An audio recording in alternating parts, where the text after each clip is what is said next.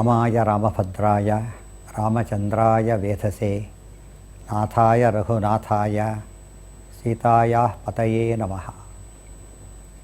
ಪೂಜ್ಯಾಯ ರಾಘವೇಂದ್ರಾಯ ಸತ್ಯಧರ್ಮರತಾಯ ಚ ಭಜತಾಂ ಕಲ್ಪವೃಕ್ಷಾಯ ನಮತಾಂ ಕಾಮಧೇನವೇ. ಶ್ರೀ ರಾಘವೇಂದ್ರ ಸ್ವಾಮಿಗಳು ಜಗತ್ತು ಕಂಡಂತಹ ಶ್ರೇಷ್ಠ ಋಷಿಮುನಿಗಳ ಸಾಲಿಗೆ ಸೇರ್ತಕ್ಕಂಥ ಮಹಾನುಭಾವರು. ಆದರ್ಶ ಗುರು ರಾಘವೇಂದ್ರರು ಅಂತಲೇ ಅವರನ್ನು ಕರೀಬೇಕು. ಅವರ ಪವಾಡಗಳು ವಿಶ್ವವಿಖ್ಯಾತ. ಎಲ್ಲ ಹಂತದ ಎಲ್ಲ ಸ್ತರದ ಜನಗಳು ಸಹ ಅವರನ್ನು ಮಹಾಮಹಿಮರು ಅಂತ ಕೊಂಡಾಡ್ತಾರೆ. ಅವರ ಹೆಸರೇ ಒಂದು ಪವಾಡ. ಶ್ರೀ ರಾಘವೇಂದ್ರ ಅನ್ನೋ ಹೆಸರೇ ಒಂದು ಪವಾಡ. ಮೂಲತಃ ಅದು ಶ್ರೀ ರಾಮದೇವರ ಹೆಸರು. ರಾಘವೇಂದ್ರ ರಾಮನ ಹೆಸರು. ಹೆಸರಿಗೆ ಪೂರ್ತಿ ನ್ಯಾಯ ಸಲ್ಲಿಸಿದಂಥ ಹಿರಿಮೆ ರಾಘವೇಂದ್ರ ಸ್ವಾಮಿಗಳದು. ಅವರ ಪೂರ್ವಜರು ತುಂಬ ವಿಖ್ಯಾತರಾದ ವಿದ್ವಾಂಸ ಶ್ರೇಣಿಗೆ ಸೇರಿದವರು. ಅವರ ಮುತ್ತಾತ ಕೃಷ್ಣದೇವರಾಜನಿಗೆ ರಾಜಗುರುವಾಗಿ ಇದ್ದು ವಿಶೇಷವಾದ ವೀಣೆಯ ವಿದ್ಯೆಯನ್ನು ಹೇಳಿಕೊಟ್ಟಿದ್ದರು. ಕೃಷ್ಣಭಟ್ಟರು ಅಂತ ಅವರ ಹೆಸರು ಅಂಥೇಳಿ ರಾಘವೇಂದ್ರ ವಿಜಯ ಹೇಳುತ್ತೆ. ಅವರ ತಾತ ಕನಕಾಚಲ ಭಟ್ಟರು ಸಹ ಒಳ್ಳೆಯ ವಿದ್ವಾಂಸರಾಗಿದ್ದವರು. ತಿಮ್ಮಣ್ಣ ಭಟ್ಟರು ಅವರ ತಂದೆ ವಿಜೇಂದ್ರ ಸ್ವಾಮಿಗಳಂಥ ಮಹಾನುಭಾವರಿಂದ ಸಾಕಷ್ಟು ಜಹಗೀರಿ ಪಡೆದಿದ್ದಂತಹ ಉತ್ತಮ ಶ್ರೇಣಿಯ ವಿದ್ವಾಂಸರು. ತಿಮ್ಮಣ್ಣ ಭಟ್ಟ ತಂದೆ, ತಾಯಿ ಗೋಪಿಕಾಂಬ. ಅವರಿಬ್ಬರು ತಿರುಪತಿಯಲ್ಲಿ ಮಾಡಿದಂತಹ ಶ್ರೀನಿವಾಸನ ಸೇವೆಯ ಫಲವಾಗಿ ಅವತರಿಸಿದ ಮಹಾನುಭಾವರೇ ರಾಘವೇಂದ್ರ ಸ್ವಾಮಿಗಳು. ವೆಂಕಟನಾಥ ಅವರ ಪೂರ್ವಾಶ್ರಮದ ಹೆಸರು. ವೆಂಕಟನಾಥಾಯ ಅಂತೇನು ರಾಮದೇವರು ಕೃಷ್ಣದೇವರು ಆಗಿರ್ತಕ್ಕಂಥವನೇ ಶ್ರೀನಿವಾಸ. ಆತನ ಸ್ತೋತ್ರ ಮಾಡುತ್ತೇವೆ, ಆ ಹೆಸರನ್ನು ಇಟ್ಟರು. ಅವರ ಮನೆತನದ ಹೆಸರು ವೀಣಾ ಅಂಥೇಳಿ, ಅದಕ್ಕೋಸ್ಕರ ವೀಣಾ ವೆಂಕಟನಾಥ ಅಂತ ಪ್ರಸಿದ್ಧರಾದರು. ಮುಂದೆ ಅವರ ವಿದ್ಯಾಭ್ಯಾಸ ಒಂದು ಹಂತದಲ್ಲಿ ಅವರ ಭಾವ ಲಕ್ಷ್ಮೀ ನರಸಿಂಹಾಚಾರ್ಯರ ಹತ್ರ ನಡೆಯಿತು. ಆಮೇಲೆ ಸುಧೀಂದ್ರ ಸ್ವಾಮಿಗಳ ಹತ್ರ ಉನ್ನತ ಅಧ್ಯಯನಕ್ಕೋಸ್ಕರ ಬಂದರು. ಸರಸ್ವತಿ ಅವರ ಹೆಂಡತಿ. ಆ ಸಮಯದಲ್ಲಿ ಒಂದು ಮಗು ಬೇರೆ ಹುಟ್ಟಿದವರಿಗೆ ಚಿಕ್ಕ ವಯಸ್ಸಿನಲ್ಲಿ, ಇನ್ನೂ 16ರ ಪ್ರಾಯ, ಆಗಲೇ ಮದುವೆಯಾಯಿತು. ಅವರ ಹೆಚ್ಚಿನ ಅಧ್ಯಯನ ಆಮೇಲೆ ನಡೀತು. ಅಂದರೆ ವಿವಾಹ ಅವರ ವಿದ್ಯಾಭ್ಯಾಸಕ್ಕೆ ಅಡೆತಡೆಯನ್ನು ಉಂಟು ಮಾಡಲೇ ಇಲ್ಲ. ಆ ಹಂತದಲ್ಲಿ ಒಮ್ಮೆ ಅವರಿಗೆ ತುಂಬ ದಾರಿದ್ರ್ಯ ಬರತಕ್ಕಂಥ ವಿಚಿತ್ರ ಪರಿಸ್ಥಿತಿ ಒದಗಿತ್ತು. ಕಡು ಬಡತನ. ಬಹುಶಃ ಕಲಿಯುಗದಲ್ಲಿ ಅಂಥ ಬಡತನವನ್ನು ಅನುಭವಿಸಿದವರ ಸಂಖ್ಯೆ ವಿರಳಾತಿ ವಿರಳ ಅಂತ ಕರಿಬಹುದು. ಸಾಮಾನ್ಯವಾಗಿ ಮನುಷ್ಯ ಹೆಚ್ಚಿನ ಸೌಲಭ್ಯಕ್ಕೆ ಕೊರತೆ ಕಂಡಾಗ ದಾರಿದ್ರ್ಯ ಅಂತ ಕರೆಯೋದುಂಟು. ಅವರ ದಾರಿದ್ರ್ಯ ಹಾಗಲ್ಲ. ಒಪ್ಪತ್ತಿನ ಊಟಕ್ಕೂ ಅಸಾಧ್ಯ ಅನ್ನೋ ಸ್ಥಿತಿ ಬಂತು. ವಾರಕ್ಕೆ ಅರ್ಧ ಹೊಟ್ಟೆ ಊಟ ಮಾಡಿಕೊಂಡು ಸಂಸಾರ ಸಾಗಿಸ್ತಕ್ಕಂಥ ಅವಸ್ಥೆ ಬಂತು. ಆದರೆ ಅದಕ್ಕೆ ಅವ್ರಿಗೆ ಎದೆಗುಂದಲಿಲ್ಲ. ಅದನ್ನು ಧೈರ್ಯವಾಗಿ ಎದುರಿಸಿದರು. ಬಹುಶಃ ರಾಘವೇಂದ್ರ ಸ್ವಾಮಿಗಳ ಪೂರ್ವ ಜೀವನದಿಂದ ಕಲಿಬೇಕಾದ ದೊಡ್ಡ ಪಾಠ ನಮಗೆ ಬಡತನ ಮೊದಲಾದವುಗಳು ಬಂದಾಗ ಎಷ್ಟು ಸಂಯಮದಿಂದ ಅದನ್ನು ಎದುರಿಸಬೇಕು ಅಂತ ದೊಡ್ಡ ಪಾಠವನ್ನು ಕಲಿಸಿಕೊಟ್ರು. ಅದೇ ಸಮಯದಲ್ಲಿ ವಿದ್ಯಾಭ್ಯಾಸ ಹೆಚ್ಚೆಚ್ಚು ಮಾಡೋಕ್ಕೆ ಶುರು ಮಾಡಿದರು. ಅವ್ರ ಹೆಚ್ಚಿನ ವಿದ್ಯಾಭ್ಯಾಸ ನಡೆದಿದ್ದೆಲ್ಲ ಆ ಕಡು ಬಡತನದಲ್ಲೇ. ಸಾಲಂಕಾರಕ, ಕಾವ್ಯ, ನಾಟಕ, ಕಲಾ, ಕಾಣಾದ, ಪಾತಂಜಲ, ತ್ರಯ್ಯರ್ಥ, ಸ್ಮೃತಿ, ಜೈಮಿನೀಯ, ಕವಿತಾ, ಸಂಗೀತ ಪಾರಂಗತಃ. ಎಷ್ಟು ಶಾಸ್ತ್ರ ಓದಿದ್ರು ರಾಘವೇಂದ್ರ ಸ್ವಾಮಿಗಳು ಅಂದರೆ ಬಹುಶಃ ಆ ಮಟ್ಟದ ವಿದ್ವತ್ತನ್ನು ಇವತ್ತು ನಾವು ಕಾಣಲಿಕ್ಕೆ ಸಾಧ್ಯ ಇಲ್ಲ. ಅಂಥ ಒಂದು ತಲಸ್ಪರ್ಶಿ ಪಾಂಡಿತ್ಯವನ್ನು ಅನೇಕ ಶಾಸ್ತ್ರಗಳಲ್ಲಿ ಪಡೆದರು. ಮಹಾಭಾಷ್ಯ ಅನ್ನೋ ಪ್ರಶಸ್ತಿಯನ್ನು ವ್ಯಾಕರಣದಲ್ಲಿ ಅವರ ಗುರುಗಳಾದ ಶ್ರೀ ಸುಧೀಂದ್ರ ಸ್ವಾಮಿಗಳೇ ಅವರಿಗೆ ಕೊಟ್ಟರು. ಚಿಕ್ಕ 20ರ ವಯಸ್ಸಿನಲ್ಲಿ ದೊಡ್ಡ ದೊಡ್ಡ ಆ ಕಾಲದ ಬೇರೆ ಬೇರೆ ಶಾಸ್ತ್ರಗಳ ವಿದ್ವಾಂಸರನ್ನು ಲೀಲಾಜಾಲವಾಗಿ ಸೋಲಿಸಿದರು. ಅಂಥ ಒಂದು ವಿಚಿತ್ರವಾದ ಜ್ಞಾನದ ವೈಖರಿ ಅವರ ದೊಡ್ಡ ಆಸ್ತಿಯಾಯಿತು. ಧನದ ಅಭಾವ ಇತ್ತು, ಆದರೆ ವಿದ್ಯೆಯ ಶ್ರೀಮಂತಿಕೆ ಇತ್ತು. ಸಂಸಾರದ ಮೇಲೆ ಜವಾಬ್ದಾರಿ ಇತ್ತು. ಮಠದಲ್ಲೇ ವಾಸ ಮಾಡಿದರು. ಮಠದಿಂದ ಜ್ಞಾನವನ್ನು ಪಡೆದರೆ ಹೊರತು ಅನ್ನ ಖಾತೊರಿಯಲೇ ಇಲ್ಲ. ಅದರ ಪ್ರಭಾವ ಅನ್ನೋ ಹಾಗೆ ಮುಂದೆ ಅವರಿಗೆ ಸನ್ಯಾಸಾಶ್ರಮಕ್ಕೆ ಕರೆ ಬಂತು. ಸುಧೀಂದ್ರ ಸ್ವಾಮಿಗಳು ಅವರಿಗೆ ತಾವಾಗಿ ಕರೆದು ಪೀಠವನ್ನು ಕೊಟ್ಟರು. ಮೊದಲು ರಾಯರು ಒಪ್ಪಲಿಲ್ಲ ವೆಂಕಟನಾಥ ಅದಕ್ಕೆ. ಅವರ ಮಾತು ಕೇಳಿ ಎಂಥ ಜವಾಬ್ದಾರಿಯ ಮಾತಾಡ್ತಾರೆ. ಬಾಲ ಭಾರ್ಯ ಬಾಲಕೋ ನೋಪನೀತಃ ಬಾಲಶ್ಚಾಹಂ ನಾಶ್ರಮೇ ಮೇಸ್ತಿ ವಾಂಛ. ಹೆಂಡತಿ ಚಿಕ್ಕವಳು, ನಾನೂ ಚಿಕ್ಕವನು, ಮಗು ಚಿಕ್ಕದ್ದು, ನನಗೆ ಆಶ್ರಮ ಬೇಕು ಅನಿಸೋದಿಲ್ಲ, ನನಗೆ ಸನ್ಯಾಸ ಬೇಡ ಅಂತ ಹೇಳಿದ್ದಾರೆ. ಅವರ ಮಾತಿನಲ್ಲಿ, ರಾಘವೇಂದ್ರ ಸ್ವಾಮಿಗಳ ಈ ಮಾತಿನಲ್ಲಿ ಸುಧೀಂದ್ರ ಸ್ವಾಮಿಗಳು ಕಂಡಿದ್ದು ಅಪಾರವಾದ ಅವರ ಜವಾಬ್ದಾರಿಯ ಮನೋಭಾವವನ್ನು. ಹೆಂಡತಿ, ಮಗ ಮೊದಲಾದವರ ಯೋಗಕ್ಷೇಮದ ಜವಾಬ್ದಾರಿ ಇರತಕ್ಕಂಥ ತಾನು ಹಾಗೆ ಆಶ್ರಮ ತಗೊಳ್ಳೋದು ಪಲಾಯನವಾದವಾದೀತು ಅನ್ನೋ ಎಚ್ಚರಿಕೆ ಅವರಿಗಿದೆ ಅಂತ ಗೊತ್ತಾಯಿತು. ಅದು ಅವರಿಗೆ ತುಂಬ ಸಂತೋಷವೂ ಕೊಟ್ಟಿತು. ಇವತ್ತು ಮನೆಯ ಬಗ್ಗೆ ಬದ್ಧತೆ ಹೊಂದಿರೋ ಇವರು ನಾಳೆ ಮಠದ ಬಗ್ಗೆನೂ ಬದ್ಧತೆ ಹೊಂದ್ತಾರೆ, ಮತದ ಬಗ್ಗೆ ಸಿದ್ಧಾಂತದ ಬಗ್ಗೆಯೂ ಬದ್ಧತೆ ಹೊಂದ್ತಾರೆ ಅಂತ ಹೇಳಿ ಸಂತೋಷಪಟ್ಟರು. ಮುಂದೆ ಅವರಿಗೆ ವಿದ್ಯಾಲಕ್ಷ್ಮಿ ಸರಸ್ವತಿಯ ಪ್ರತ್ಯಕ್ಷಳಾಗಿ ಒಂದು ಮಂತ್ರವನ್ನು ಹೇಳಿ, ನೀವು ಆಶ್ರಮ ಸ್ವೀಕಾರ ಮಾಡಬೇಕು, ಲೋಕದ ಉದ್ಧಾರಕ್ಕೆ ನಿಮ್ಮ ಕಾಣಿಕೆ ತುಂಬ ಅಗತ್ಯ ಅಂತ ಹೇಳಿದಾಗ ವೆಂಕಟನಾಥ ಸುಧೀಂದ್ರ ಸ್ವಾಮಿಗಳಿಂದ ಆಶ್ರಮವನ್ನು ಸ್ವೀಕಾರ ಮಾಡಿ ಶ್ರೀ ರಾಘವೇಂದ್ರ ಸ್ವಾಮಿಗಳು ಅನ್ನೋ ಖ್ಯಾತಿಯನ್ನು ಪಡೆದರು. ಅವರ ಜೀವನ ತೀರಾ ಆಕರ್ಷಕವಾದದ್ದು. ಮೊದಲ ಜೀವನವೆಲ್ಲ ದಾರಿದ್ರ್ಯ ವಿದ್ಯಾಭ್ಯಾಸ, ಆನಂತರದ ಜೀವನವೆಲ್ಲ ಪಾಠ ಪ್ರವಚನ ಸಂಚಾರ ಉಪದೇಶ ಅದರಲ್ಲೇ ಕಳೀತು. ಶ್ರೀ ರಾಘವೇಂದ್ರ ಸ್ವಾಮಿಗಳ ಹಿರಿಮೆಯ ರಹಸ್ಯ ಅಡಗಿರೋದೆಲ್ಲಿ? ಅದು ಇವತ್ತಿಗೂ ಒಂದು ಒಗಟು. ಅವರ ಪೂರ್ವ ಜೀವನದಲ್ಲಿ ಅವರು ವಿದ್ಯಾಭ್ಯಾಸ ಮಾಡಿದ್ದು ದೊಡ್ಡ ಸಂದೇಶ. ಯಾವುದೇ ಕಾಲಕ್ಕೆ ಮನುಷ್ಯ ತನ್ನ ಹಿರಿಮೆಯನ್ನು ಬೆಳೆಸ್ಕೊಳ್ಳೋಕ್ಕೆ ಸಾಧ್ಯವಾಗೋದು ಅಧ್ಯಯನದ ವೈಶಾಲ್ಯದಿಂದ. ವಿದ್ಯೆಯ ವ್ಯಾಪ್ತಿ ಎಷ್ಟು ಹೆಚ್ಚುತ್ತೋ ಮನುಷ್ಯನ ಹಿರಿಮೆ ಅಷ್ಟೇ ಹೆಚ್ಚುತ್ತೆ. ಅವರ ತಾರುಣ್ಯ ಪೂರ್ತಿಯಾಗಿ ವಿದ್ಯಾರ್ಜನೆಗೆ ಮೀಸಲಾಯಿತು. ಆದರೆ ಹಿರಿಮೆಯ ಬಂಡವಾಳ ಇರೋದೇ ಅದರೊಳಗೆ. ಅದರ ಮುಂದಿನ ಹಂತ ಪೀಠಾಧೀಶರಾದರು. ಪೀಠವನ್ನು ಸ್ವಾರ್ಥಕ್ಕೋಸ್ಕರ ಬಯಸದೆ ಸಮಾಜ ಕಲ್ಯಾಣಕ್ಕೋಸ್ಕರ ಬಯಸ್ತಕ್ಕಂಥ ಉದಾತ್ತವಾದ ಧ್ಯೇಯ ಅವರಿಗಿತ್ತು. ಸಾಮಾನ್ಯವಾಗಿ ಪೀಠಗಳು ಅಂತ ಹೇಳಿದರೆ ಆಧ್ಯಾತ್ಮಿಕ ಶೈಕ್ಷಣಿಕ ಸಂಸ್ಥೆ ಇದ್ದ ಹಾಗೆ. ಅದರಲ್ಲಿ ಜನ ಬಯಸ್ತಕ್ಕಂಥದ್ದು ಮಾರ್ಗದರ್ಶನ. ಜನದಲ್ಲಿ ಸಮಾಜದಲ್ಲಿ ಎಲ್ಲ ವಿಧವಾದ ಜನ ಇರ್ತಾರೆ. ರೋಗಿಗಳಿರ್ತಾರೆ, ಮನೆಯ ತಾಪತ್ರಯವರಿರ್ತಾರೆ, ಜಿಜ್ಞಾಸುಗಳಿರ್ತಾರೆ. ಅವರೆಲ್ಲರಿಗೂ ಸಹ ಅವರು ಬೇಕಾದ್ದನ್ನು ಕೊಟ್ಟು ಭಗವಂತನ ಕಡೆಗೆ ಜನಗಳ ಮನಸ್ಸನ್ನು ಸೆಳಿಬೇಕು. ಇದು ಮುಖ್ಯವಾಗಿ ಒಬ್ಬ ಮತದ ಗುರುಗಳ ಮತಾಚಾರ್ಯರ ಕೆಲಸ. ತುಂಬ ಜನ ಇಂಥ ಕರ್ತವ್ಯವನ್ನು ಅರ್ಥ ಮಾಡಿಕೊಳ್ಳೋದ್ರಲ್ಲಿ ಸೋಲ್ತಾರೆ.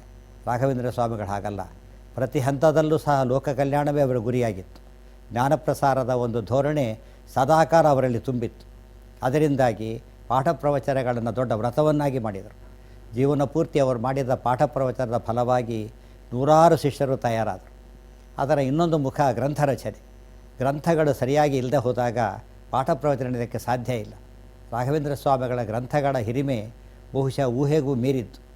ಮೂಲ ಗ್ರಂಥಗಳನ್ನು, ಭಾಷ್ಯ ಟೀಕೆಗಳನ್ನು ವಿದ್ಯಾರ್ಥಿಗಳು ಅರ್ಥ ಮಾಡಿಕೊಂಡಾಗ ಮಾತ್ರ ಅವರ ಜ್ಞಾನದ ಪಾಕ ಸರಿ ಹೋಗಲಿಕ್ಕೆ ಸಾಧ್ಯ. ಅಂಥ ಪರಿಪಾಕಕ್ಕೋಸ್ಕರ ಅತ್ಯಂತ ಸಹಾಯಕವಾದ ಗ್ರಂಥಗಳನ್ನು ಅವರು ತುಂಬ ದೊಡ್ಡ ಪ್ರಮಾಣದ ರಚನೆ ಮಾಡಿದರು. ಪ್ರಾಯ ರಾಘವೇಂದ್ರ ಸ್ವಾಮಿಗಳ ಗ್ರಂಥದ ವ್ಯಾಪ್ತಿ ದೊಡ್ಡ ದಾಖಲೆ ಅಂತ ಕರಿಬಹುದು. ವೇದಗಳಿಂದ ಹಿಡಿದು ಸ್ತೋತ್ರ ಪ್ರಪಂಚದವರೆಗೆ ಅವರ ಗ್ರಂಥಗಳ ವ್ಯಾಪ್ತಿ ಹರಡಿದೆ. ಅಷ್ಟು ವಿಶಾಲವಾದಂಥ ಗ್ರಂಥ ವ್ಯಾಪ್ತಿಯ ಒಬ್ಬ ಪವಾಡ ಪುರುಷ ಯತಿಗಳನ್ನು ನಾವು ಕಾಣೋದು ತುಂಬ ಕಷ್ಟ. ಅದರ ಜೊತೆಗೆ ಸಂಚಾರ. ಜನಗಳು ತಮ್ಮ ಬಳಿಗೆ ಬಂದಾಗ ಸಮಸ್ಯೆ ಪರಿಹಾರ ಮಾಡೋದು ಒಂದು ಮುಖವಾದರೆ, ಜನಗಳು ಇದ್ದಲ್ಲಿಗೆ ತೆರಳಿ ಒಂಥರ ನಾವು ಮೊಬೈಲ್ ಕಾನ್ಸೆಪ್ಟ್, ಮೊಬೈಲ್ ಹಾಸ್ಪಿಟಲ್ ಅಂತೇನು ಕರಿತೇವೆ, ಒಂದು ಸಂಚಾರಿ ವಿಶ್ವವಿದ್ಯಾನಿಲಯವಾಗಿ ರಾಘವೇಂದ್ರ ಸ್ವಾಮಿ ಕೆಲಸ ಮಾಡಿದರು. ಅವರ ಸಂಚಾರದ ವ್ಯಾಪ್ತಿ ಆಶ್ಚರ್ಯ ಹುಟ್ಟಿಸುತ್ತೆ. ಇವತ್ತಿನ ಕಾಲದಲ್ಲಿ ಸಂಚಾರ ದೊಡ್ಡ ಸವಾಲಾಗಿ ಉಳಿದಿಲ್ಲ. ಆದರೆ ಹಿಂದಿನ ಕಾಲದಲ್ಲಿ ಎಲ್ಲ ರಾಜಕೀಯವಾದ ಒಂದು ಗೊಂದಲ, ಎರಡನೇದಾಗಿ ಪ್ರವಾಹಗಳಿಂದಾಗಿ ಮತ್ತು ಬಿಸಿಲು ಬದಲಾದ ಕಾರಣದಿಂದಾಗಿ ಸಂಚಾರ ವರ್ಷದ ಬಹುಭಾಗ ಮಾಡಲಿಕ್ಕೆ ಅಸಾಧ್ಯವಾಗಿತ್ತು. ಅಂಥ ಸಮಯದಲ್ಲಿ ಅವರು ದೇಶಾದ್ಯಂತ ಸಂಚಾರ ಮಾಡಿದರು. ದಕ್ಷಿಣ ಭಾರತವಂತೂ ಅವರ ಮುಖ್ಯವಾದ ಕಾರ್ಯಕ್ಷೇತ್ರವೇ ಆಯಿತು. ಜನ ಇವತ್ತು ಸಾಮಾನ್ಯ ಎಲ್ಲಿ ತಮಗೆ ಸುವ್ಯವಸ್ಥೆ ಆಗಲಿಕ್ಕೆ ಸಾಧ್ಯ ಅಲ್ಲಿ ಒಡೆಯೋದು ಮನುಷ್ಯನ ಪದ್ಧತಿ. ರಾಘವೇಂದ್ರ ಸ್ವಾಮಿಗಳು ಹಾಗಲ್ಲ. ಹೋದಲ್ಲೆಲ್ಲ ಸುವ್ಯವಸ್ಥೆ ಕಲ್ಪನೆ ಮಾಡಿದರು. ಅದು ಬಹಳ ಮುಖ್ಯ. ಜನಗಳಿಗೆ ಬೇಕಾದ ಜ್ಞಾನದ ವ್ಯವಸ್ಥೆ, ಅವರ ಆಪತ್ತಿನ ಪರಿಹಾರದ ವ್ಯವಸ್ಥೆಯನ್ನು ವ್ಯಾಪಕ ಪ್ರಮಾಣದಲ್ಲಿ ಮಾಡಿದರು. ಒಂದೇ ಮಾತಿನಲ್ಲಿ ಹೇಳೋದಾದರೆ, ಅವರ ಬಳಿಗೆ ಬಂದ ಯಾರೂ ಸಹ ಬರಿಗೆಯಿಂದ ಹೋಗಬಾರದು ಅಂಥ ವ್ರತವನ್ನು ರಾಘವೇಂದ್ರ ಸ್ವೀಕಾರ ಮಾಡಿದರು. ಅವರಿಗೆ ಹಣ ಕಾಸು ವಿದ್ಯೆ ಏನೇ ಇದ್ದರೂ ಕೂಡ ಅದು ಸಿಗಲೇಬೇಕು. ಇಂಥ ವ್ರತವನ್ನು ಹೊಂದಿದ್ದೇ ಅವರ ಯಶಸ್ಸಿನ ದೊಡ್ಡ ಒಂದು ಮೂಲ ಆಯಿತು. ಇನ್ನೊಂದು ರಾಯರ ವಿಶೇಷವಾದ ವೈಶಿಷ್ಟ್ಯ ಅಂದರೆ, ಯಾವುದೇ ವಿವಾದಕ್ಕೊಳಗಾಗಲೇ ಇಲ್ಲ ಅವರು. ವಿವಾದದ ಇಂದ ಬರತಕ್ಕಂಥ ಪ್ರಸಿದ್ಧಿ ಅದು ಕ್ಷುಲ್ಲಕವಾದದ್ದು. ಏನಕ್ಕೇನ ಪಿಪಾಯೇನ ಪ್ರಸಿದ್ಧ ಪುರುಷೋಭವೇತ ಒಂದು ಮಾತಿದೆ. ರಾಯರದ್ದು ಹಾಗಲ್ಲ. ಅವರಿಗೆ ಜನಗಳ ಬಗ್ಗೆ ಇದ್ದ ಕಳಕಳಿ, ವಿವಾದದಿಂದ ಮನುಷ್ಯನ ಚಿಂತನೆ ಡೈವರ್ಟ್ ಆಗ್ತದೆ, ದಾರಿ ತಪ್ಪುತ್ತೆ. ಅದನ್ನು ತಪ್ಪಿಸ್ಲಿಕ್ಕೋಸ್ಕರ ರಾಯರು ನಿಶ್ಚಿತವಾದ ಒಂದು ಧೋರಣೆ. ಜನಗಳ ಮನಸ್ಸನ್ನು ಯಾವಾಗ ಭಗವಂತನ ಕಡೆಗೆ ನಾವು ಸೆಳಿತೇವೆ, ಅವ್ರ ಎಲ್ಲ ತಾಪತ್ರಯ ಪರಿಹಾರ ಆಗುತ್ತೆ. ಇದು ಅವರ ದೊಡ್ಡ ಸಂದೇಶ. ಭಗವದ್ಗೀತೆ ಹೇಳಿದ್ದು, ಉಪನಿಷತ್ತು ಹೇಳಿದ್ದು ಅದೇ ಸಂದೇಶವನ್ನೇ.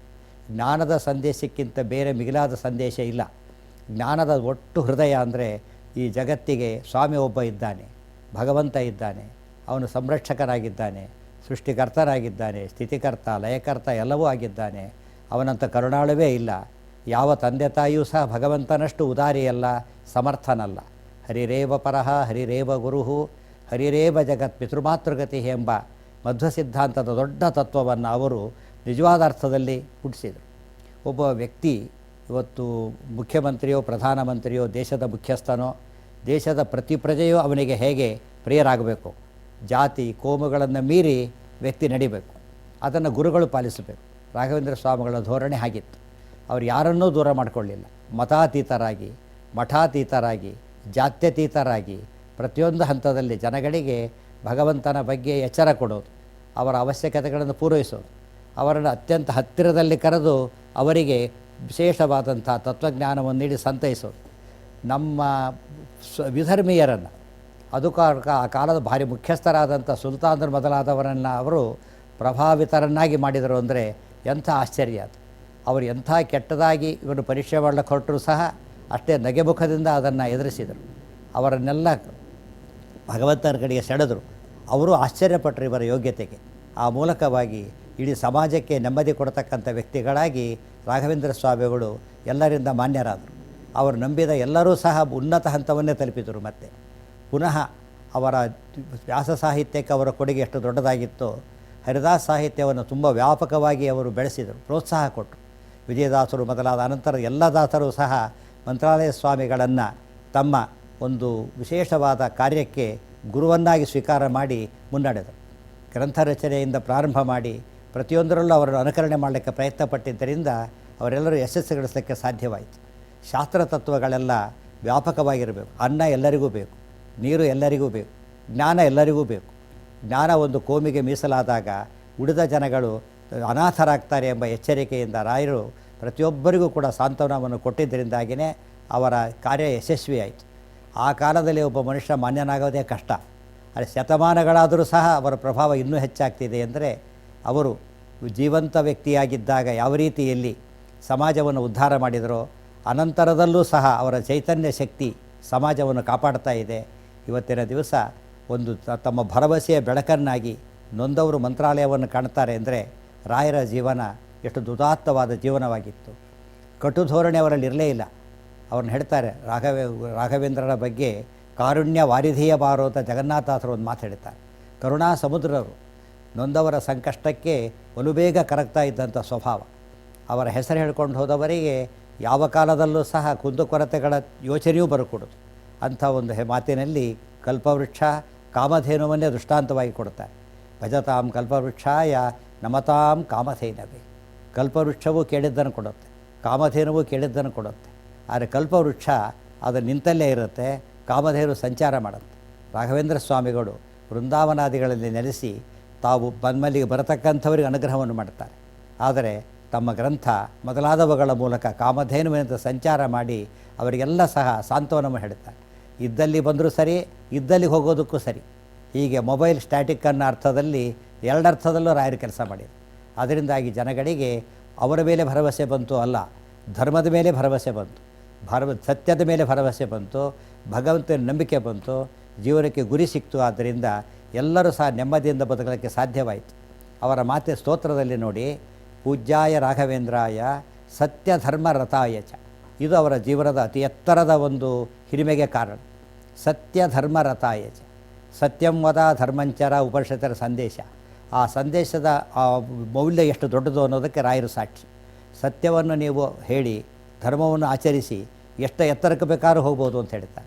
ಮನುಷ್ಯ ಅವೆರಡನ್ನು ಬಿಟ್ಟು ಉದ್ಧಾರ ಆಗೋದು ಒಂದು, ಓದದೇ ಪಾಸಾಗಬೇಕು ಅನ್ನೋದು ಹೇಗೋ ಸತ್ಯ ಧರ್ಮಗಳನ್ನು ಬಿಟ್ಟು ಉದ್ಧಾರ ಆಗ್ತೇವೆ ಅಂಥೇಳೋ. ಪಾಸಾಗಲಿಕ್ಕೆ ಓದು ಎಷ್ಟು ಮುಖ್ಯವೋ ಜೀವನದಲ್ಲಿ ಯಶಸ್ಸನ್ನು ಗಳಿಸಲಿಕ್ಕೆ ಸತ್ಯ ಧರ್ಮಗಳ ಅನುಷ್ಠಾನ ಭಾರಿ ಮುಖ್ಯ ಎಂಬ ರಾಘವೇಂದ್ರ ಸ್ವಾಮಿಗಳು ತಮ್ಮ ಬದುಕಿನ ಪ್ರತಿ ಹಂತದಲ್ಲೂ ತೋರಿಸಿದರು. ಮೊದಲೇ ನೋಡಿದ್ದೇವೆ, ಅಂಥ ದಾರಿದ್ರ್ಯದ ಅವಸ್ಥೆಯಲ್ಲಿ ಇನ್ನೊಬ್ಬರಿಗೆ ಕೈ ಚಾಚಲಿಲ್ಲ ಅವರು. ಮತ್ತೊಬ್ಬರ ಯಾರ ಮನಸ್ಸಿಗೂ ನೋವು ಉಂಟು ಮಾಡಲಿಲ್ಲ. ತಮ್ಮ ಗುರುಗಳ ಮುಂದೆನೂ ತಮ್ಮ ದಾರಿದ್ರ್ಯವನ್ನು ಬಿಚ್ಚಿಡಲಿಲ್ಲ ಅವರು. ಅಂದರೆ ಇನ್ನೊಬ್ಬರಿಗೆ ತಾವು ಹೊರೆಯಾಗಬಾರ್ದು, ಇನ್ನೊಬ್ಬರ ಹೊರೆಯನ್ನು ಪರಿಹಾರ ಮಾಡಬೇಕೇ ಹೊರತು ತಾವೇ ಹೊರೆಯಾಗಬಾರ್ದು. ಇದು ಎಚ್ಚರ. ಇದು ಪ್ರತಿಯೊಬ್ಬರಿಗೂ ಸಹ ಇಂಥ ಎಚ್ಚರ ಬಂದರೆ ಸಮಾಜವೇ ನಿಜವಾದ ಅರ್ಥದಲ್ಲಿ ಮುಂದೆ ಬರುತ್ತೆ. ರಾಘವೇಂದ್ರ ಸ್ವಾಮಿಗಳು ಹಾಗೆ ಮಾಡಿದರು. ಮತ್ತು ಅವರ ಜೀವನದಲ್ಲಿ ಇವತ್ತೂ ಸಹ ಅವರ ವೈಭವದ ಮುಖ ಒಂದು ಕಡೆಗೆ ಇರಬಹುದು, ಆದರೆ ಬಂದವರಿಗೆ ಅನ್ನ, ಅವರಿಗೆ ಸಾಂತ್ವನ ಕೊಡ್ತಕ್ಕಂಥ ನಿತ್ಯದ ವ್ರತ ಅವರದಾಗಿತ್ತು. ಭಜತಾಂ ಕಲ್ಪವೃಕ್ಷಾಯ ನಮತಾಂ ಕಾಮಧೇನವೇ. ಸಮಾಜ ಎಲ್ಲರೂ ಒಂದೇ ರೀತಿ ಇರೋದಿಲ್ಲ. ಅವರವರ ರೀತಿ ಬೇರೆ ಬೇರೆ. ಎಲ್ಲ ಕಾಲೇಜ್ ಶಾಲಾ ಒಂದೇ ತರಗತಿ ವಿದ್ಯಾರ್ಥಿಗಳು ಒಂದು ಕಾಲೇಜಿನಲ್ಲೋ ಸ್ಕೂಲಲ್ಲಿ ಇರಲಿಕ್ಕೆ ಸಾಧ್ಯ ಇಲ್ಲ. ಆ ತರಗತಿಗೆ ತಕ್ಕಂತೆ ಬೋಧನೆ ಹಾಕಿ ಕೊಡಬೇಕು, ಜನಗಳಿಗೆ ಯೋಗ್ಯತೆಗೆ ತೆಗೆದು ಉಪದೇಶವನ್ನು ಮಾಡಬೇಕು. ಅವರ ಜೀವನದಲ್ಲಿ ಒಂದು ದೊಡ್ಡ ಸವಾಲು ಬಂತು ಅಂತ ಹೇಳ್ತಾರೆ. ಅವರು ಸನ್ಯಾಸ ಸ್ವೀಕಾರ ಮಾಡ್ತಿರಲಿಕ್ಕೇ ಆ ಮುಂಚೆಯೇ ಅವರ ಗುರುಗಳಾದ ಸುಧೀಂದ್ರ ತೀರ್ಥರಿಂದ ಸನ್ಯಾಸ ಸ್ವೀಕಾರ ಮಾಡಿದ್ದ ಇನ್ನೊಬ್ಬ ಯತಿಗಳಿದ್ದರು, ಯಾದವೇಂದ್ರ ತೀರ್ಥರು ಅಂಥೇಳಿ. ಅವರಿಬ್ಬರಿಗೂ ಘರ್ಷಣೆಯಾಗ ಪ್ರಸಂಗ ಬಂತು. ಅವರ ಶಿಷ್ಯರು ಇಬ್ಬರ ಪರ ಒಂದು ತಂಡವೇ ಇತ್ತು. ಆಗ ಯಾದವೇಂದ್ರರು ತುಂಬ ಒಳ್ಳೆಯವರು, ಇವರು ತುಂಬ ಒಳ್ಳೆಯವರು. ಆದರೆ ಉಳಿದವರ ಒಂದು ರಾಜಕೀಯದ ಒಂದು ಮನೋಭಾವದಿಂದಾಗಿ ಇವರ ಮಧ್ಯೆ ವಿರಸ ಉಂಟಾಗತಕ್ಕಂತಹ ಸನ್ನಿವೇಶವನ್ನು ಸೃಷ್ಟಿ ಮಾಡಲಿಕ್ಕೆ ಹೊರಟರು. ರಾಘವೇಂದ್ರ ಸ್ವಾಮಿಗಳು ಗೆದ್ದರು ಅದನ್ನು. ಅವರು ಬಂದು ಅವರ ಶಿಷ್ಯರು ಹೇಳಿದ್ರಂತೆ, ನಮ್ಮ ಗುರುಗಳಿಗೆ ರಾಜ್ಯ ಸಾಮ್ರಾಜ್ಯ ಸಿಗಬೇಕು, ವೇದಾಂತ ಸಾಮ್ರಾಜ್ಯದ್ದು ಅಂತ ಅವರ ಹಠ. ಇವರು ಶಿಷ್ಯರು ಇವರು ಸಿಗಬೇಕು ಅಂಥೇಳಿ. ಅದು ಭಾರಿ ಗೊಂದಲಮಯವಾದ ಪರಿಸ್ಥಿತಿ ಉಂಟಾಗ್ತಾ ಇದ್ದಾಗ ರಾಘವೇಂದ್ರ ಸ್ವಾಮಿಗಳು 24ರ ತರುಣ ಅವರು. ಆ ಹೊತ್ತಿನಲ್ಲಿ ನಡ್ಕೊಂಡ ರೀತಿ ಸಮಾಜಕ್ಕೆ ಆದರ್ಶ. ಆ ತಕ್ಷಣ ಒಂದು ಮಾತು ಹೇಳಿದ್ರಂತೆ, ಯೋಚನೆ ಮಾಡಬೇಕಿಲ್ಲ, ನನಗಿಂತ ಮುಂಚಿತವಾಗಿ ಆಶ್ರಮ ಸ್ವೀಕಾರ ಮಾಡಿರೋ ಅವರಿಗೆ ನಾನು ಪೀಠ ಬಿಟ್ಟುಕೊಡ್ತೇನೆ ಅಂತ ಹೇಳಿದ್ರಂತೆ. ಈ ಒಂದು ಮಾತು ಅವ್ರ ಮೇಲೆ ಭಾರಿ ಪ್ರಭಾವ ಬೀರಿತು, ದೊಡ್ಡವರ ಮೇಲೆ. ಅವರು ಹೇಳ್ತಾರೆ, ಇಲ್ಲ ಇಲ್ಲ, ಅವರಿಗೆ ಪೀಠ ಸಿಗಬೇಕು, ನನಗೆ ಬೇಡ ಅಂತ ಹೇಳಿದ್ರಂತೆ. ಈ ತ್ಯಾಗ, ರಾಘವೇಂದ್ರ ಸ್ವಾಮಿಗಳ ತ್ಯಾಗ ಬುದ್ಧಿ ಜೀವನ ಪೂರ್ತಿ ಕಾಣ್ತಕ್ಕಂಥದ್ದು. ಪರಿಣಾಮ ಅವರು ತಮಗೆ ಬರತಕ್ಕಂಥ ಹಕ್ಕನ್ನು ಚಲಾಯಿಸಲೇ ಇಲ್ಲ, ಬಿಟ್ಟು ರಾಘವೇಂದ್ರ ಸ್ವಾಮಿಗಳಿಗೆ ಕೊಟ್ಟು ಹೋಗ್ತಾರೆ. ಅವತ್ತಿನಿಂದ ಅವರ ವಿಜಯ ಮಾಲೆ ಶುರುವಾಯಿತು. ಅವರಿಗೆ ರಾಜ ಮಹಾರಾಜರೇ ಬರಲಿ, ತೀರ ಸಾಮಾನ್ಯನೇ ಬರಲಿ, ಅವರವರ ಒಬ್ಬ ಸಾಸಿವೆ ಕೊಟ್ಟ ಭಕ್ತರನ್ನು ಸ್ವೀಕಾರ ಮಾಡಿದರು, ರತ್ನಹಾರ ಕೊಟ್ಟ ರಾಜನ ಸೇವೆಯನ್ನು ಸ್ವೀಕಾರ ಮಾಡಿದರು. ಅವ್ರ ರತ್ನಹಾರನೂ ಒಂದೇ, ಸಾಸಿವೆಯೂ ಒಂದೇ. ಅವ್ರ ರತ್ನಹಾರನೂ ಬೇಕಿರಲಿಲ್ಲ, ಸಾಸಿವೆಯೂ ಬೇಕಿರಲಿಲ್ಲ. ಅವರಿಗೆ ಬೇಕಾದ ಭಗವದ್ಭಕ್ತಿ ಅಷ್ಟೇ ಬೇಕಿತ್ತು. ಅದನ್ನು ಗುರುತಿಸತಕ್ಕಂಥ ಗುರುಗಳಾಗಿ ರಾಘವೇಂದ್ರ ಸ್ವಾಮಿಗಳು ಮಾಡಿರೋ ಕ್ರಾಂತಿ ಲೋಕವಿಖ್ಯಾತವಾದದ್ದು. ಇವತ್ತಿಗೂ ಸಹ ಒಬ್ಬ ಯಶಸ್ವಿಯಾದ ಗುರುವು ರಾಘವೇಂದ್ರ ಸ್ವಾಮಿಗಳ ಜೀವನವನ್ನು ಅಧ್ಯಯನ ಮಾಡಿದರೆ ನಿಜವಾದ ಅರ್ಥದಲ್ಲಿ ಇಹಪರಗಳ ಸಾಧನೆ ಮಾಡಲಿಕ್ಕೆ ಬರುತ್ತೆ. ಸಮಾಜದ ಒಟ್ಟು ಏಳಿಗೆಯನ್ನು ತೊಂದರೆಯಾಗಿರೋದೇನು? ಒಂದು ಕಡೆಗೆ ಭಯೋತ್ಪಾದಕರ, ಮತ್ತೊಂದು ಕಡೆಗೆ ಅನ್ನದ ಅಭಾವ, ನೀರಿನ ಅಭಾವ. ಅನ್ನದ ಅಭಾವ, ನೀರಿನ ಅಭಾವ ನಮ್ಮ ಬದುಕಿಗೆ ಹೇಗೆ ಬೇಕೋ, ದುಷ್ಟಕೂಟದ ಒಂದು ಆಘಾತದ ಪರಿಹಾರವೂ ಅಷ್ಟೇ ಬೇಕು. ಅವೆಲ್ಲರಿಗೂ ದೊಡ್ಡ ಸಂರಕ್ಷಣೆಯಾಗಿ ಭಗವಂತ ಇದ್ದಾನೆ ಅಂತ ತಮ್ಮ ಎಲ್ಲ ಕೃತಿಗಳಲ್ಲೂ ಕೂಡ ರಾಘವೇಂದ್ರ ಸ್ವಾಮಿಗಳು ಸಾರಿದರು. ಅದರ ಫಲವಾಗಿಯೇ ಜನಗಳಿಗೆ ಧರ್ಮ, ಸತ್ಯ, ಭಗವಂತನ ನಂಬಿಕೆ ಬಂದಿದ್ದರಿಂದ ಅವರ ಅಂಥ ತೋರಿಸಿಕೊಟ್ಟಂಥ ಗುರುಗಳನ್ನು ಜನ ಸ್ಮರಣೆ ಮಾಡ್ತಾ ಇದೆ. ಅಂಥ ಗುರುಗಳ ಹಾದಿ ಭಾರಿ ದೊಡ್ಡದು. ಗ್ರಂಥಗಳ ವ್ಯಾಪ್ತಿ, ಅವರ ಒಂದು ವಾದಿಜಯದ ವ್ಯಾಪ್ತಿ, ಸಂಚಾರದ ವ್ಯಾಪ್ತಿ, ಶಿಷ್ಯರ ಮೇಲೆ ಕರುಣೆಯ ವ್ಯಾಪ್ತಿ, ಎಲ್ಲ ಪಂಗಡದ ಮೇಲೆ ಬೀರಿದ ಪ್ರಭಾವದ ವ್ಯಾಪ್ತಿ ಮೊದಲಾದವುಗಳನ್ನು ಅಧ್ಯಯನ ಮಾಡಿ ಆದರ್ಶ ಗುರುಗಳಾಗಲಿಕ್ಕೆ ಸ್ಫೂರ್ತಿ ಕೊಡ್ತಕ್ಕಂಥ ಭವ್ಯ ಚೇತನ ರಾಘವೇಂದ್ರ ಸ್ವಾಮಿಗಳಾಗಿದ್ದಾರೆ. ಅವರ ಯಶಸ್ಸಿನ ಮತ್ತೊಂದು ಮುಖ, ಅವರ ಗುರುಗಳ ಆದರ್ಶವನ್ನೂ ಪಾಲಿಸಿದರು, ಉತ್ತಮ ಶಿಷ್ಯರನ್ನು ಜಗತ್ತಿಗೆ ಕೊಟ್ಟರು. ಒಬ್ಬ ನಿಜವಾದ ಸಕ್ಸಸ್ಫುಲ್ ಕೊಡಬೇಕು ಅಂತ ಹೇಳ್ತಾರೆ. ಸಕ್ಸಸ್ಫುಲ್ ಮ್ಯಾನ್ ಏನು ಮಾಡಬೇಕಂತೆ? ನಿಜವಾದ ಸಕ್ಸಸರನ್ನು ಕೊಡಬೇಕಂತೆ. ರಾಘವೇಂದ್ರ ಸ್ವಾಮಿಗಳ ಪರಂಪರೆ ಎಷ್ಟು ಪ್ರಭಾವಿಯಾಗಿ ಬಂತು ಅಂದರೆ ಅವರ ಹೆಸರೇ ಮಠಕ್ಕೆ ಬಂದೋಯಿತು. ರಾಘವೇಂದ್ರ ಮಠ ಅಂಥೇಳಿ ಅವರಿಂದ ಪ್ರಸಿದ್ಧವಾಯಿತು. ಅಂದರೆ ಇಡೀ ಮಠದಲ್ಲಿ ಮತ್ತು ಮತದ ಒಂದು ಹಂತದಲ್ಲಿ ರಾಘವೇಂದ್ರ ಸ್ವಾಮಿಗಳ ಪ್ರಭಾವ ವಲಯ ಎಷ್ಟು ಗಾಢವಾಗಿತ್ತು, ಎಷ್ಟು ಆಳವಾಗಿತ್ತು ಅಂತ ಗೊತ್ತಾಗುತ್ತೆ. ಒಬ್ಬ ವ್ಯಕ್ತಿ ತನ್ನ ನೇರ ಸಂಪರ್ಕದಿಂದ ಪ್ರಭಾವ ಬೀರಿಸೋದೊಂದಾದರೆ, ತನ್ನ ಹೆಸರಿನ ಮಾತ್ರದಿಂದನೇ ಒಂದು ಅಯಸ್ಕಾಂತದ ಆಕರ್ಷಣೆ ಬೆಳೆಸ್ಕೊಳ್ತಕ್ಕಂಥ ವ್ಯಕ್ತಿತ್ವ ರಾಘವೇಂದ್ರ ಸ್ವಾಮಿಗಳದು. ಹೀಗಾಗಿ ಬಹುಶಃ ಇವತ್ತಿನ ಜೀವನದಲ್ಲಿ ಒಂದು ಪಂಥದಲ್ಲಿ ಯಾವುದೇ ವಿವಾದಕ್ಕೊಳಗಾಗದೆ ಅವರ ಹೆಸರು ಹೇಳಿದ ತಕ್ಷಣ ನಾಸ್ತಿಕರೆಂದು ಹಿಡಿದು ಆಸ್ತಿಕರವರೆಗೆ ಪ್ರತಿಯೊಬ್ಬರೂ ಗೌರವಿಸ್ತಕ್ಕಂಥ ಒಬ್ಬ ಅಪೂರ್ವವಾದ ವ್ಯಕ್ತಿತ್ವದ ಮಹಾಗುರುಗಳು ಅಂದರೆ ಶ್ರೀ ರಾಘವೇಂದ್ರ ಸ್ವಾಮಿಗಳು. ಅವರನ್ನು ನಾವು ಪುನಃ ಸ್ಮರಣೆ ಮಾಡ್ತಾ ಅವರ ಆದರ್ಶದ ಹಾದಿಯಲ್ಲಿ ಸಾಗಿ ನಮ್ಮ ಜೀವನವನ್ನು ಸಾರ್ಥಕ ಮಾಡಿಕೊಳ್ಳೋಣ ಅಂತ ಹೇಳಿ ಇಂಥ ಪರ್ವಕಾಲದಲ್ಲಿ ನಾವು ಸ್ಮರಣೆ ಮಾಡಬೇಕು. ಕೃಷ್ಣಾರ್ಪಣಮಸ್ತು.